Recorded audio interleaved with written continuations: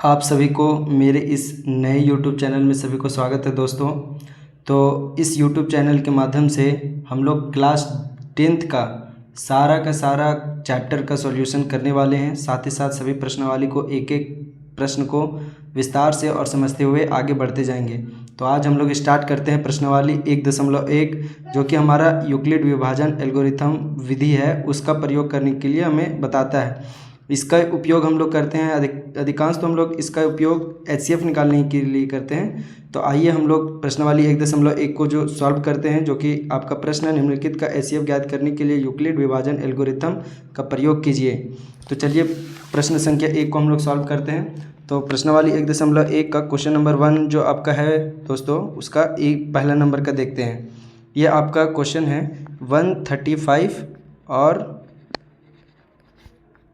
225 का आपको HCF निकाल के दिखाना है। हम इसका जो सॉल्यूशन है, आप लोग पढ़े होंगे कि जो हम लोग कभी भी किसी चीज़ को भागा देते हैं तो मान लीजिए दोस्तों, तो इधर आपका रहता है, जो इधर हम लोग कहते हैं इसको भाजक कहते हैं, इसको हम लोग भाजक कहते हैं, बीच वाले को हम लोग भाज्य कहते हैं, और साथ ही साथ इधर भागफल कहते हैं, और इधर जो हमारा होता है नीचे में जो बचता है हमारा, उसे शेषफल कहते हैं, शेषफल कहते हैं। तो हमारा जो ये यूक्लिड विभाजन एल्गोरिथम विधि है, इसमें हम लोग देखते हैं कि जो हमें एक मेथड बताता है जो कि आप लोग पहले से भी जानते होंगे कि भाज्य बराबर होता है, भाज्य बराबर भाजक गुने भागफल प्लस शेषफल। ये हमारा ये मेथड के अंदर हम लोग इसको सॉल्व करेंगे। चलिए प्रश्न इसको सबसे पहले हम लोग सॉल्व करके देखते हैं, इसी का उपयोग करके।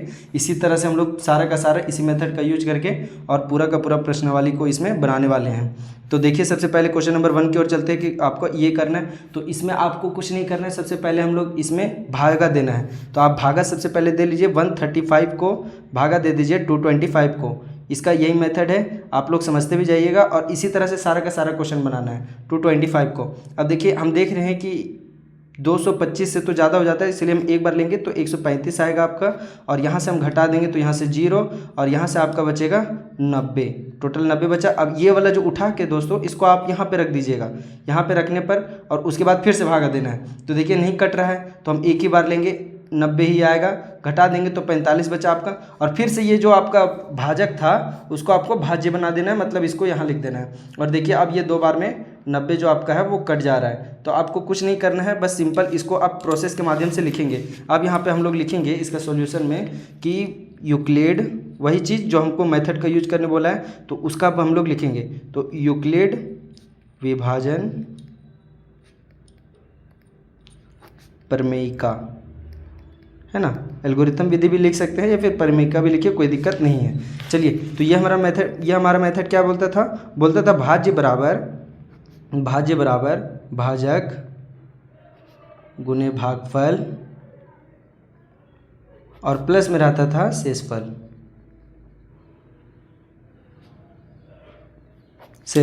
तो अब इसको आपको बैठा देना है। तो क्या करना है, तो आपको यहाँ पे आपका इसका जो हम लोग छोटा फॉर्म में लिखते हैं, इसी को हम लोग भाज्य को बोलते हैं A, और इसको बोलते हैं हम लोग B, इसको बोलते हैं हम लोग Q, और शेषफल को बोलते हैं हम लोग R। इसमें भी आप बैठा सकते हैं, दोनों का दोनों आपका विधि सेम है, दोनों एक ही बात बोलता है। हम इसका सिर्फ सूचकांक का यूज कर रहे हैं। ऐसे भी आपका अगर बुक में दिया है या फिर कोई भी शिक्षक समझाते हैं तो ये भी सही है। चलिए तो हम लोग भाज्य को रखते हैं, भाज्य की जगह शुरू में हमारा भाज्य कितना है, तो 225 है, तो हम यहाँ 225 रख देंगे। अब यहाँ पे हम 225 रख चुके हैं, और यहाँ पे देखिए आपका B की जगह हम कितना है, B हम लोग भाजक को बोले थे, और भाजक मेरा 135 है, तो 135 को रख देना है। अब गुना में हम लोग क्वोटिएंट मतलब Q है, तो Q हम लोग पहले 1 से गुना किए थे, तो 1, और शेषफल मेरा कितना बचा था शुरू में, 90 बचा था। यहाँ देखिए 90 बचा था, तो 90 हम लोग इसको लिख देंगे। उसके बाद फिर दूसरा स्टेप में चलेंगे, तो यहाँ पे देखिए अब ये आपका भाज्य है, शुरू में यहाँ पे भागा दिए थे तो इसका प्रोसेस लिखे, लेकिन अब हम लोग यहाँ दिए हैं तो इसका लिखेंगे। तो लिखेंगे 135 बराबर आपका, यहाँ पे आपका जो भाजक है वो 90 हो चुका है, और यहाँ से आप 1 से गुना किए थे, और आपका 45 शेषफल बचा था, तो आप 45 को जोड़ दिए। अब उसके बाद फिर हम नेक्स्ट किए थे, तो यहाँ पे मेरा क्या आया था, 90 था, और यहाँ पे आपका 45 था, उसको गुना किए थे हम लोग 2 से किए थे, तो 2 से और मेरा शेषफल 0। जब भी आपका शेषफल 0 आ जाए तो आपका जो भाजक होता है वही आपका आंसर हो जाता है। मतलब इसका जो HCF आपका आएगा वो HCF आपका होगा 45, यही आपका आंसर हो जाएगा। तो ये आपका क्वेश्चन नंबर फर्स्ट का सेकेंड नंबर का है, जो कि आपको निकालना है, इसका HCF निकालना है 196 और 38,220 का। तो इसका भी हम उसी तरह से निकालेंगे। सबसे पहले भागा करेंगे। तो भागा में देख रहे हैं हम दोस्तों कि यहाँ पे जो मेरा ये बीच वाला जो भाज्य है वो बहुत ही बड़ा है, तो इसका आपको कुछ नहीं करना है, धीरे धीरे भाग करते जाएंगे। लेकिन शेषफल के रूप में अगर कुछ बचेगा तो फिर से हम इसको भाजक बना लेंगे। अब देखते हैं शेषफल बचता है कि पहले नहीं। तो हम यहाँ से पहले इसको देख रहे हैं 200, यहाँ से 382 हो गया, तो एक बार में ही लीजिए, तो 196 आपका रह जाएगा। अब यहाँ से 12 में तो यहाँ पे 6 और यहाँ पे 17 में तो यहाँ पे 8 और यहाँ पे आपका 1 बचा। अब यहाँ से देखिए 2 को उतार देंगे। अब यहाँ पे देख रहे हैं 196, ये लगभग 200 और ये तो हमको 9 बार में न जाएगा, क्योंकि ये 200 है और यहाँ पे 1800 दिख रहा है, लगभग बराबर में देख रहे हैं क्योंकि बहुत बड़ा डिजिट है। तो 9 बार में 1800 आ जाएगा, 200 से 9 बार में 1800 आ जाएगा। तो यहाँ से देखिए 9 से गुना कर दीजिए, तो 6 9 54 का 4, फिर यहाँ से 9 9 81 और 5, 9 9 81 और 5 आपका 86 हो गया, और 9 एकम 9 और हाथ में था आपके पास 8, तो हो गया आपका 17। तो यहाँ से आप फिर से घटा दीजिए, तो यहाँ पर आपका आ जाएगा 12 में 4 तो 8, अब यहाँ 15 बचा, 15 में तो 9 और यहाँ पे 7 में 7 तो कट जाएगा, यहाँ पे भी कट जाएगा। अब देखिए एक 0 बचा था, इसको लिख देंगे। अब देख रहे हैं हमको लगभग 5 बार में तभी आ जाएगा, क्योंकि ये दोनों को ही गुना करेंगे, तब 5 से ही गुना कीजिएगा इसको, तभी लास्ट में 0 आएगा। तो यहाँ देखिए, तो 5 से गुना कर देते, 6 × 36 का 0, फिर यहाँ पे 5 9 45 और हाथ में 3, तो हाथ में 4 बचा आपका, 5 × 5 और 4 9। अब देखिए ये पूरा पूरी कट गया, मतलब कि मेरा शेषफल कुछ नहीं बचा। तो हम कहेंगे कि एक ही स्टेप में आपका चला जाएगा। तो एक ही स्टेप में तो आपको लिखना लेकिन वही चीज़ है, क्या लिखेंगे? यूक्लिड विभाजन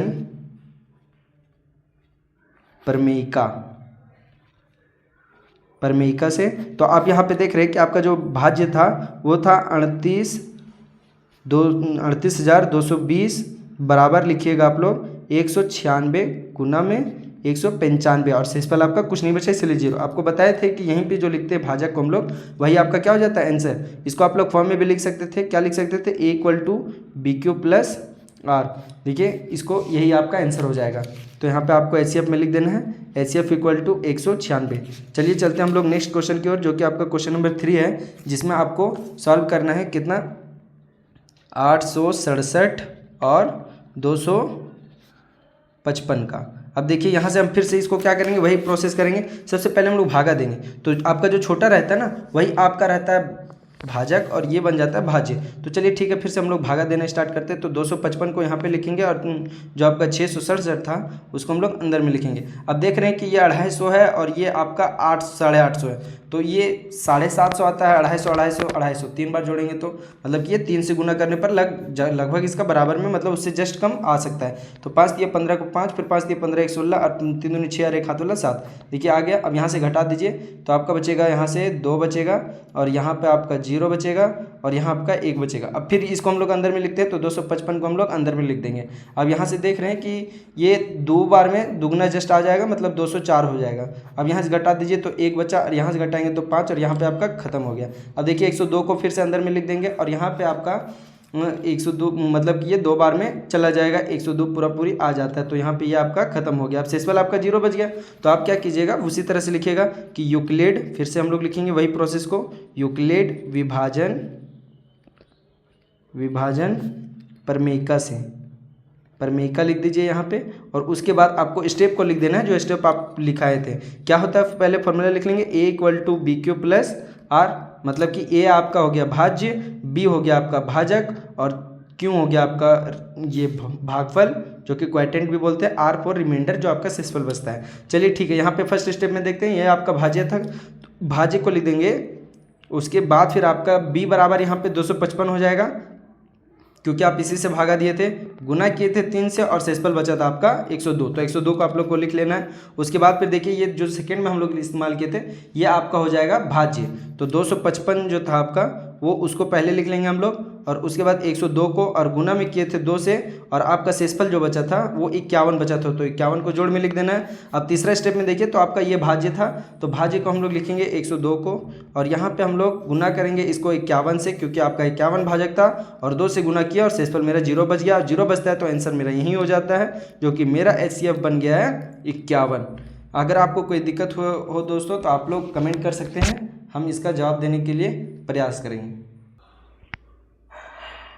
चलिए तो क्वेश्चन नंबर 2 की ओर चलते हैं। बोल रहा है दर्शाइए कि कोई भी धनात्मक विषम पूर्णांक 6q+1 या 6q+3 या 6q+5 के रूप में का होता है, जहां q कोई पूर्णांक है। चलिए ठीक है, इस क्वेश्चन को हम लोग समझते हैं। सबसे पहले हम लोग को पता है कि जो भी हम लोग का जो हम लोग भागा देते हैं, तो हम लोग भागा देने के बाद जो शेषफल आता है वो कभी भी आपका भाजक से बड़ा नहीं होता है। कहने का अर्थ ये है कि जो आपका शेषफल होता है वो आपका 0 के बराबर हो सकता है या 0 से बड़ा हो सकता है, लेकिन वो कभी भी भाजक से बड़ा नहीं होगा। हमेशा वो क्या होगा, लेस देन होगा, मतलब कि b से आपका लेस देन होगा, भाजक से आपका लेस देन होगा शेषफल। चलिए ठीक है, इसको याद रखना है दोस्तों, और इसी के माध्यम से हम लोग अभी इस प्रश्न को करने वाले हैं। हम लोग सबसे पहले मान लेंगे कि माना धनात्मक पूर्णांक, क्योंकि एक धनात्मक पूर्णांक की बात की गई थी, तो धनात्मक पूर्णांक को हम लोग a मान लेंगे।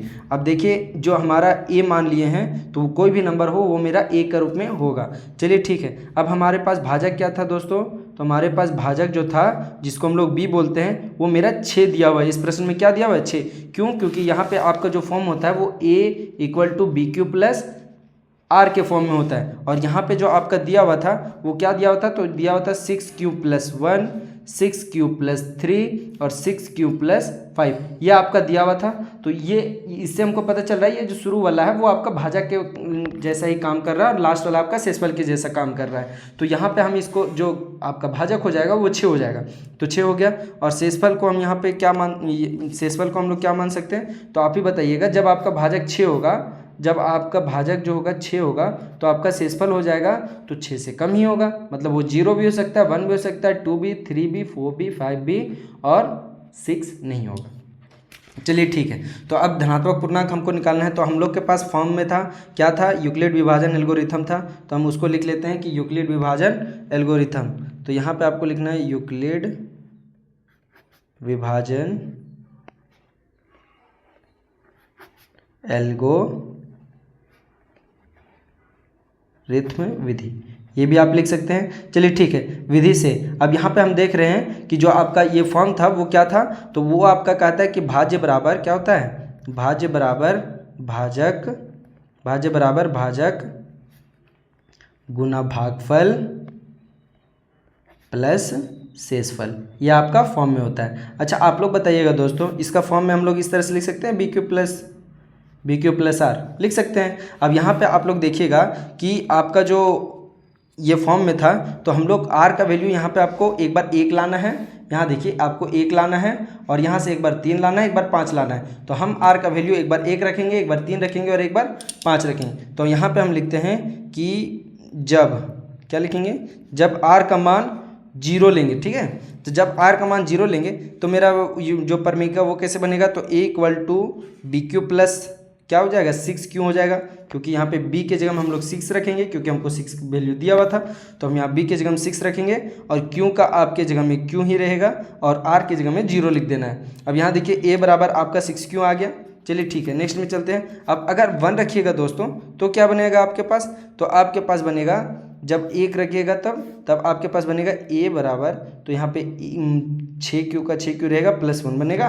और जब आप फिर से ये रख दीजिएगा, 2 रखिएगा, बार कितना रखेंगे, 2, तो 2 रखेंगे तो 6q + 2, और उसी तरह से जब 3 रखेंगे तो 6q + 3, फिर से रखेंगे तो फिर 6q + 4 रखेंगे शेषफल, तो 6q + 4, और जब हम लोग 5 रखेंगे तो 6q + 5, इतने ही तक रखते हैं, क्योंकि हमारा जो भाजक है वो 6 है, और 6 से हम लोग कभी नहीं ले सकते हैं। चलिए ठीक है, तो यहाँ हम लोग देख रहे हैं कि आपको पूछा गया था क्या, 6x + 1, 6x + 3 और 6x + 5, क्या मतलब कि इस फॉर्म में हो सकता है कोई पूर्णांक। तो हम लोग देख रहे हैं यहाँ पे कि ये जो आपका फॉर्म है वो तीनों का तीनों आ चुका है, मतलब कि आपका जो ये प्रश्न पूछ रहा था कि क्या इस फॉर्म में हो सकता है, तो हम लोग लिखेंगे हाँ, क्या लिखेंगे, हाँ जो प्रश्न में लिखा हुआ था, हाँ कोई भी, इस तरह से लिख देना आप लोग को, कोई भी धनात्मक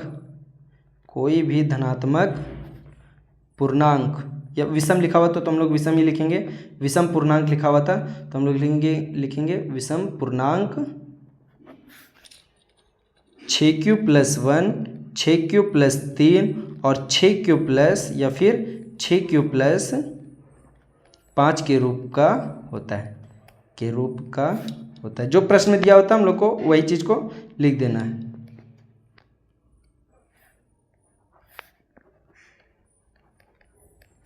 चलिए ठीक है। चलिए दोस्तों, तो अब हम लोग क्वेश्चन नंबर 3 की ओर चलते हैं। क्या बोल रहा है प्रश्न नंबर 3? बोल रहा है किसी परेड में 616 सदस्यों वाली एक सेना आर्मी की टुकड़ी को 32 सदस्यों वाले एक आर्मी बैंड के पीछे मार्च करना है। दोनों समूहों को समान संख्या वाले स्तंभों में मार्च करना है। उन स्तंभों को अधिकतम संख्या क्या है जिसमें वे मार्च कर सकते हैं? आप लोग जो पढ़ रहे हैं इसमें एचसीएफ निकालना पढ़ रहे हैं, तो सिंपल सी बात है कि दोनों को अगर हम एचसीएफ निकाल लें, हाईएस्ट कॉमन फैक्टर निकाल लें कि दोनों में मैक्सिमम कितना जो हो सकता है, तो उससे हम लोग को क्या पता चल जाएगा कि उसके पीछे आर्मी का जो बैंड होता है वो कितना मार्च कर सकता है। तो हम लोग यहाँ पे क्वेश्चन नंबर 3 का आपका जो दोनों नंबर दिया होता है उसका हम लोग को एचसीएफ निकालना है। तो हम यहाँ लिखेंगे क्वेश्चन नंबर 3 का हल, और ये आप लोग को निकालना है। सबसे पहले हम लोग को सदस्यों की टोटल कितना परेड की सदस्य वाला टोली था, तो 616 था। तो हमारा जो बड़ा संख्या है, तो बड़ा संख्या तो वो मेरा क्या बन जाएगा, भाज्य बन जाएगा। और भाज्य जिसको हम लोग ए बी बोल रहे थे वो आपका 616 बन जाएगा। और जो मेरा भाजक बन जाएगा वो भाजक बन जाएगा आपका बी, जिसको हम लोग डिनोट करते हैं, वो आपका 32 बन जाएगा, जो कि आपका प्रश्न में दिया हुआ था। अब चलिए ठीक है, हम लोग यूक्लिड विभाजन एल्गोरिथम का, इसमें तो कोई विधि नहीं बोला है, आप लोग एचसीएफ गुणनखंड विधि से भी निकाल सकते हैं, लेकिन अगर ये हम लोग चैप्टर में पढ़ रहे हैं तो हम लोग इसी मेथड से निकाल के आप लोग को दिखाते हैं। चलिए ठीक है, तो फिर से हम लोग 32 को उसी तरह से भागा देंगे बड़ा संख्या को 616 को। तो यहाँ देखिए आपका जो कितना बार में जाएगा, तो 32 दूना 64 हो जाता है, तो एक ही बार लेंगे तो 32 ही लेंगे। और उसके बाद देखिए तो यहाँ पे आपका 11 बचा, अब 11 में 2 चला जाएगा तो 9, और यहाँ से आपका 2, अब ये आपका 6 बचा, तो आपको 6 को उतार देना है। अब यहाँ पे देखिए आपको ये 296 है, तो ये 296 कितना बार में आ सकता है, तो ये लगभग आपका आ सकता है 9 बार में, इसमें जस्ट कम आता है, मतलब कि 320 होता है, 32 घटा देंगे तो जस्ट उससे कम है। तो यहाँ पे आपका 9 बार में लेके देखते हैं, और 9 बार में आपका जो 9 दूना 18, और यहाँ से आपका हो जाएगा 9 तिया 27 और एक हाथ वाला 28।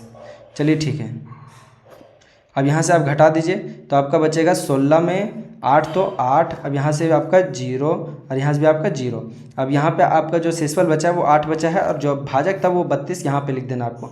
अब देखिए 32 को यहाँ पे लिख दिए, तो 32 को लिख दिए, तो अब 32 को भागा दीजिए, तो 4 बार में ये 32 क्या हो जाता है, कट जाता है। तो अब हम यहाँ पे लिखेंगे उसी तरह से यूक्लिड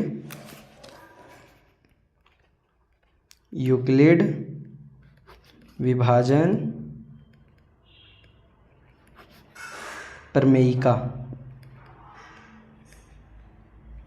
प्रमेयिका से। चलिए ठीक है, क्या होता है आपका, तो a बराबर BQ प्लस R होता है। चलिए a का वैल्यू कितना है सबसे पहले आपके पास, तो 616 है, अब 616 लिख देंगे, और b के जगह में लिखेंगे जो भाजक था आपका, मतलब कि ये आपका 32 था, कितना था 32, अब 32 लिख दिए, प्लस q की जगह में कितना लिखेंगे, तो 19 आया था, और प्लस शेषफल कितना आया था आपका, तो शेषफल आपका 8 बचा था। देखिए ये शेषफल नहीं है, ये भागा करने में 2 स्टेप लगा था, आपका शेषफल 8 बचा शुरू में, ठीक है।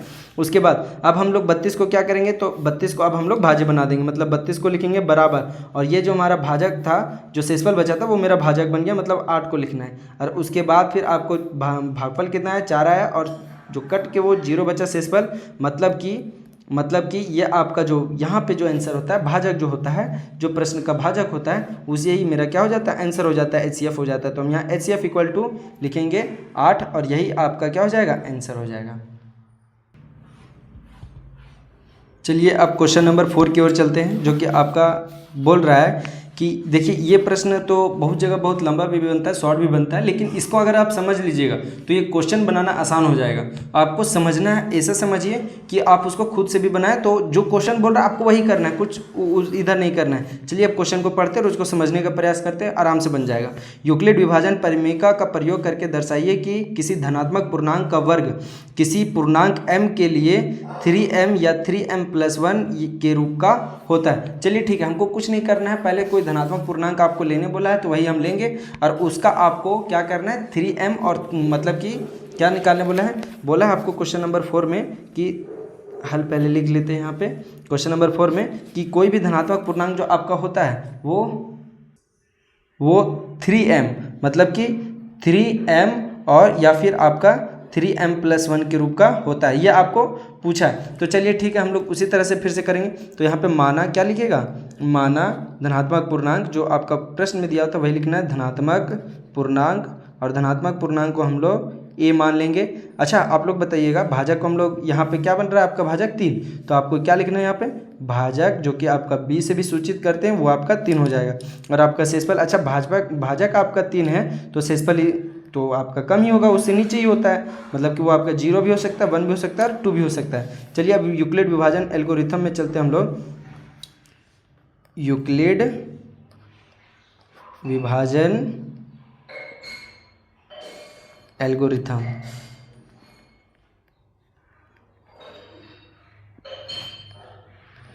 विधि से। चलिए ठीक है, विधि से।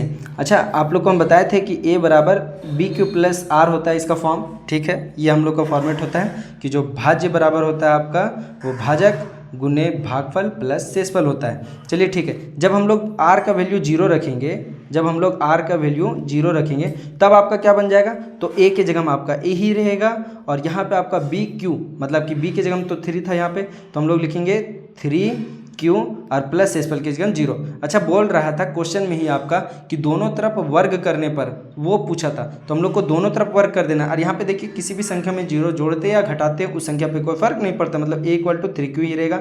अब लिख दीजिए दोनों तरफ वर्ग करने पर, दोनों तरफ वर्ग करने पर। अच्छा वर्ग करने पर बोल रहा था, करने पर, तो इधर भी करेंगे तो a का स्क्वायर बराबर, इधर करेंगे तो 3Q का होल स्क्वायर हो जाएगा। अब यहाँ देखिए a का स्क्वायर रहेगा आपका, 3 का स्क्वायर 9 हो जाएगा, और यहाँ से आपका Q का स्क्वायर Q स्क्वायर। अच्छा आप लोग बताइएगा कि हमको इसको 3 गुने 3Q स्क्वायर लिख सकते हैं। अच्छा बोल रहा था आपका प्रश्न कि क्या ये 3m के रूप में हो सकता है, जहाँ m कोई भी पूर्णांक हो सकता है। तो यहाँ देखिए हम यहाँ पे m के रूप में इसको मान लेंगे, मतलब कि आपका यहाँ पे लिख सकते हैं आप कि यहाँ 3Q स्क्वायर की जगह पे हम लोग m रखने पर, ठीक है, रखने पर। अब यहाँ देखिए जब हम लोग m रख देंगे मतलब a² = 3m का फॉर्म में आ गया, ये आपका समीकरण फॉर्म फर्स्ट हो गया। अच्छा हम लोग सेकंड यहीं पे बनाना प्रयास करते हैं। यहाँ पे आप हम लोग क्या रख देंगे, देखिए आपका शेषफल आपको 1 लाना है, तो 1 लाना है तो एक कैसे आएगा आपका, तो जब हम लोग शेषफल को r रख देंगे, मतलब कि r बराबर आप लोग 1 रख दीजिएगा, तो आपका फॉर्म क्या था, a बराबर 3Q अबर प्लस में 1 हो जाएगा, क्योंकि शेषफल की जगह हम आप 1 रख दिए हैं। तो यहाँ पे देखिए अब दोनों तरफ वर्ग करने पर, तो उसी प्रोसेस को लिखना है, दोनों तरफ वर्ग करने पर। अब देखिए दोनों तरफ अगर हम लोग वर्ग करेंगे तो a का स्क्वायर इधर हो जाएगा, बराबर का इधर देखिए 3Q का प्लस 1 का होल स्क्वायर हो जाएगा, a का स्क्वायर इधर रहेगा ही, 3Q का स्क्वायर कीजिए, a + b का होल स्क्वायर का फॉर्म में है, तो 3Q का होल स्क्वायर हो जाएगा। यहाँ पे आपका होता है फिर 2ab होता है, मतलब कि 2 × 3Q × 1 हो जाएगा, प्लस 1 का स्क्वायर, मतलब कि 1 का स्क्वायर 1 ही हो जाता है, तो हम लोग फिर भी फॉर्म में लिख देंगे। अब a का स्क्वायर इधर देखिए आप लोग, तो इधर आपका क्या बनेगा, इधर आपका देखिएगा तो 3 × 9 बन जाएगा, ये 9Q का स्क्वायर, प्लस यहाँ पे आपका 3 दूना 6, तो यहाँ पे 6Q बन जाएगा, और यहाँ पे आपका 1 बचा है तो 1 रहेगा। अब यहाँ पे देखिए a का स्क्वायर, अच्छा दोनों जगह पे हमको 3 कॉमन निकाल लें, क्योंकि हमको 3 × में चाहिए, तो हम क्या करेंगे, 3 को सिर्फ कॉमन निकालेंगे। क्यों भी मिल रहा है लेकिन क्यों को नहीं निकालना है आपको। क्यों? क्योंकि हमको यहाँ पे सिर्फ गुना में 3 चाहिए, बाकी बात सबको हम मान लेंगे। बस यही आपका इस तरह के क्वेश्चन को बनाने का तरीका है। 3 को निकाल लीजिए, बाकी बात आपका ये 3 बचेगा अंदर में, और क्यू का स्क्वायर तो आपका था ही, और प्लस, और यहाँ पे आपका 2 था तो 2, और क्यू भी बचा था तो क्यू, और लास्ट में प्लस में 1। देखिए आपका आ गया है कि 3 ये टोटल m और ये +1 आ गया उसी फॉर्म में। तो हम ई टोटल को क्या मान लेंगे, तो m मान लेंगे। यहाँ आप लोग फिर इसी तरह से लिख दीजिएगा, यहाँ 3q² + 2q बराबर m रखने पर तो यहाँ देखिए आप लोग लिख सकते हैं इसको, a² = आपका आ जाएगा 3m + 1। यहाँ तक कोई दिक्कत दोस्तों? आपका देखिए जो ये प्रश्न, ये आपका जो इक्वेशन है वो आपका 2 बन जाएगा। अब इक्वेशन 2 और इक्वेशन 2 को देखिए तो आपको जो निकालने बोला था, ये चीज़ जो आपको निकालने बोला था ये आपका आ चुका है, मतलब 3m और 3m + 1 के रूप में होता है। देखिए हम लोग ला चुके हैं। अब इसका हिंदी में एक लाइन लिखना है दोस्तों, वो लिख देते हैं।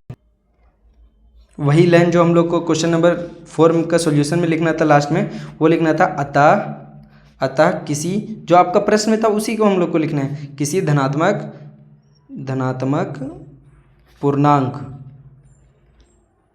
पूर्णांक का वर्ग, उसका वर्ग भी कर रहे थे हम लोग, का वर्ग 3m + 1 के रूप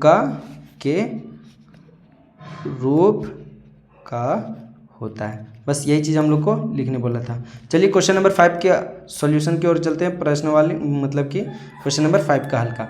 चलिए तो इसमें हम लोग देखेंगे कि क्या बोल रहा है आपका प्रश्न। 5वां नंबर आपका बोल रहा है कि यूक्लिड विभाजन प्रमेय का प्रयोग करके दर्शाइए कि किसी धनात्मक पूर्णांक का घन 3m, 3m + 1 या 3m + 8 के रूप में का होता है। चलिए ठीक है, अगर हमको घन करना है सिर्फ, शेषफल तो आपको पता है कि लास्ट में इससे कम ही आता है, ये आपका 9 हो गया, तो 9 से कम हम लोग ले लेंगे। चलिए ठीक है, क्वेश्चन नंबर 5 की ओर चलते हैं। आपका क्या लाने बोला है, तो आपको लाने बोला है 9m या फिर 9m + 1 या फिर 9m + 8 के रूप का। कब? जब हम लोग इसका घन करते हैं। चलिए ठीक है, तो हम लोग यहाँ से लिख लेंगे उसी तरह से, माना धनात्मक पूर्णांक को हम लोग फिर से a मान लेंगे, क्योंकि हम लोग को पता नहीं। उसके बाद फिर हम लोग जो भाजक है, भाजक तो हमारा यही वाला होता है। आप लोग का फॉर्म क्या होता है, a = bq + r के फॉर्म में होता है। तो देखिए यहाँ पे b के जगह में आपका 9 है, ठीक है। तो यहाँ पे आपको भाजक के जगह में, जिसको हम लोग b बोलते हैं, वो आपका 9 हो जाएगा। और शेषफल हम लोग जान चुके हैं, शेषफल क्या होगा आपका, शेषफल होगा 0, 1, 2, 3, ... 8 तक जाएगा। क्यों? क्योंकि ये 9 जो भाजक है उससे कम ही होता है शेषफल, है ना। तो चलिए अब हम लोग चलते हैं फिर से उसी फॉर्म में। तो आपका क्या होता है यूक्लिड विभाजन परिमेय में, तो यूक्लिड विभाजन परिमेय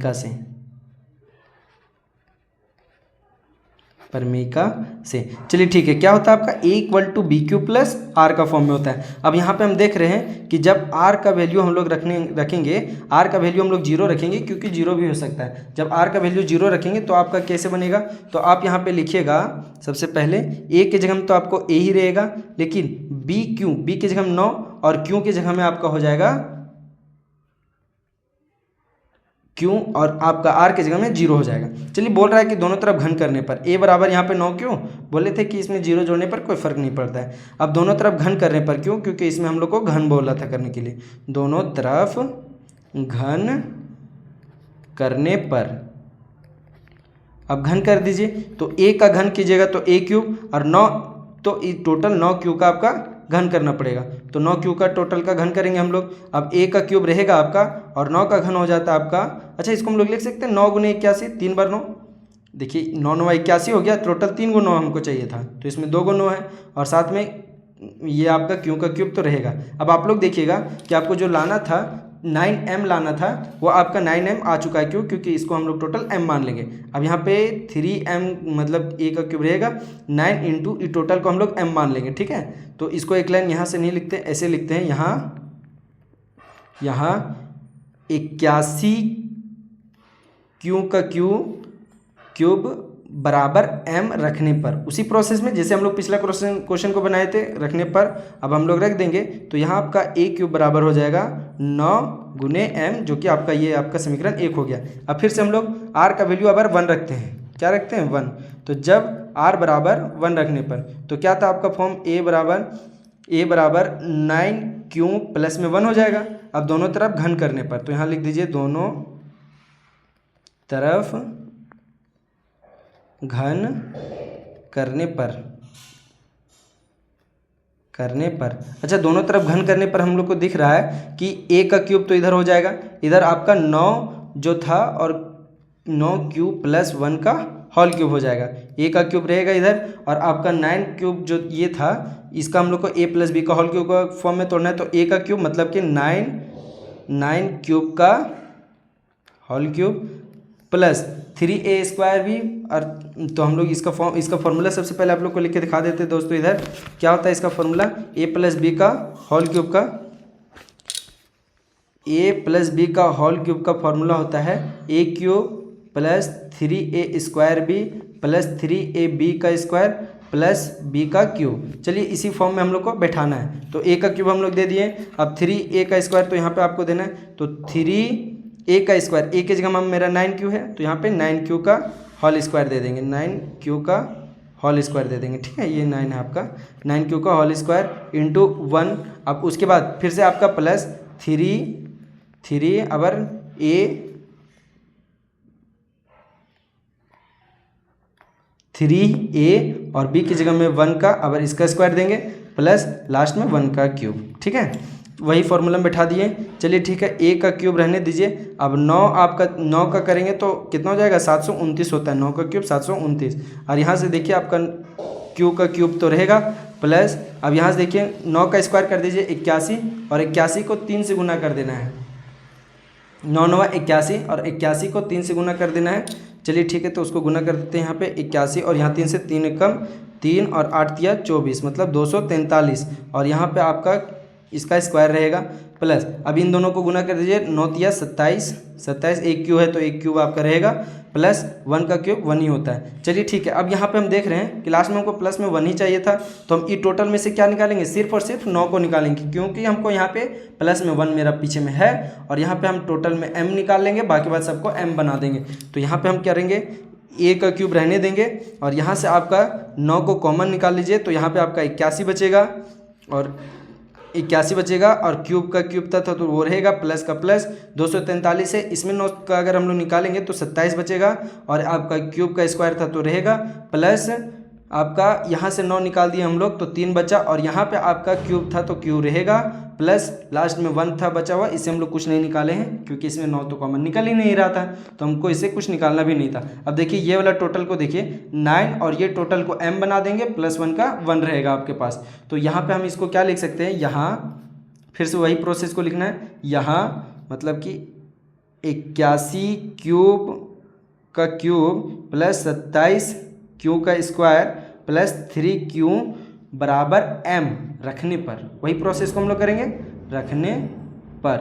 अब रख दीजिए, अब यहाँ पे तो यहाँ पे आपका बन जाएगा a का क्यूब बराबर 3 का यहाँ पे 9 का 9 और टोटल के जगह में m रख देंगे क्योंकि m यहाँ पे बोल दिए बराबर m रखने पर और प्लस में 1 था आपका तो प्लस में 1 आपको लिख देना है। यह आपका समीकरण क्या बन जाएगा 2। अगर हम लोग रखेंगे शेषफल के जगह में हम लोग 2 रखेंगे, शेषफल के जगह में r बराबर 2 रख देंगे तो r के जगह में हम लोग 2 रख के देखते हैं दोस्तों। आपका क्या था कि फॉर्मेट क्या था, a बराबर बी क्यू प्लस r के जगह में हम लोग 2 रखेंगे। अब दोनों तरफ घन करने पर फिर से वही काम, दोनों तरफ घन करने पर चलिए ठीक है, फॉर्मूला यहीं पे लिखे थे वही फॉर्मूला आपको फिर से तोड़ देना है। a का क्यूब यहाँ देखिए आपका बन जाएगा तो 9 बन जाएगा, ये आपका 9 था क्योंकि आप इसका वैल्यू दिया हुआ था तो 9 क्यूब प्लस 2 का होल क्यूब कर देना आपको। तो यहाँ देखिए a का क्यूब आपका रहेगा और 9 क्यूब a मतलब a प्लस b का होल क्यूब का फॉर्म में इसको तोड़ दीजिए। तो यहाँ से देखिए 9 का इसका करेंगे उसी तरह फॉर्मूला में तो आपका बन जाएगा 729 और क्यूब का क्यूब प्लस, अब इन दोनों का कीजिएगा तो इसका पहले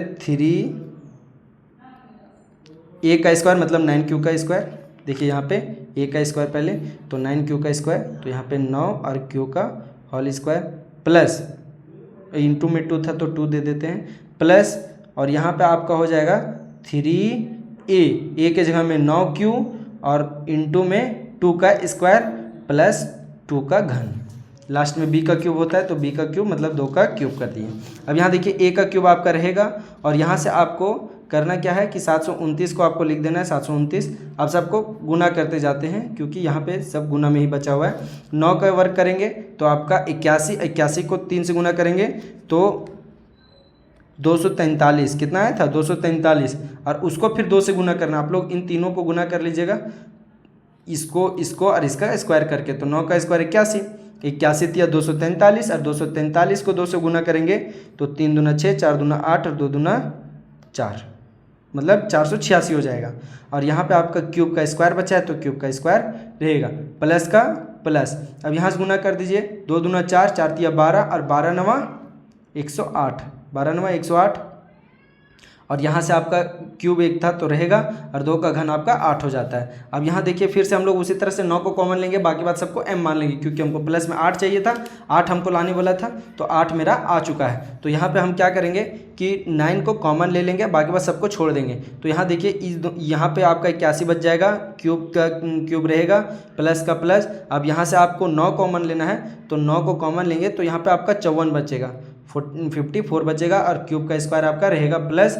अब यहाँ से 12 नवा 108 हुआ था, 9 को निकाल दिया 12 आपका बच गया और यहाँ एक क्यूब था तो रहेगा प्लस 8 था तो ये हमको छोड़ देना है। अब यहाँ देखिए ये टोटल को हम m मान लेंगे, क्यों? क्योंकि हमको यहाँ पे 9m + 8 चाहिए था और प्लस का 8 आ गया है, 9 गुना भी आ गया है, तो ये टोटल का वैल्यू मेरा क्या हो जाएगा m हो जाएगा। तो हम लोग लिखेंगे यहाँ पे यहाँ 81 क्यूब का क्यूब प्लस 54 था आपका क्यूब का स्क्वायर प्लस 12 क्यूब बराबर m रख दिए।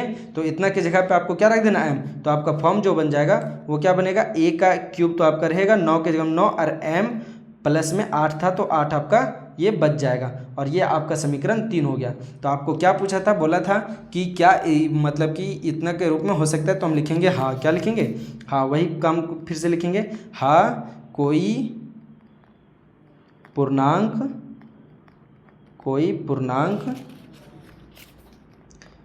9m,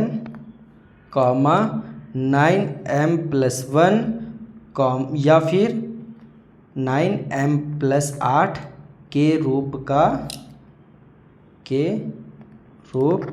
का होता है। चलिए दोस्तों, तो आज का क्लास यहीं तक, क्योंकि आज हम लोग पूरा प्रश्नावली 1.1 का सारा क्वेश्चन को हल किए हैं। और यहाँ पे कहीं पे भी आपको दिक्कत हो समझने में तो आप लोग कमेंट कर दीजिएगा, और किन्हीं को भी अगर इसका PDF चाहिए तो कमेंट में ज़रूर बताइएगा, उन्हें PDF इसका अपलोड मतलब कि उसको प्रोवाइड करा दिया जाएगा। चलिए ठीक है दोस्तों, तो आज का क्लास यहीं तक। आप लोग को कैसा लगा ये पढ़ाने में, ये पढ़ाई देखने में, वो ज़रूर कमेंट में बताइएगा। और इस अगला वीडियो में आप लोग को प्रश्नावली 1.2 बताएंगे। चलिए ठीक है दोस्तों, धन्यवाद।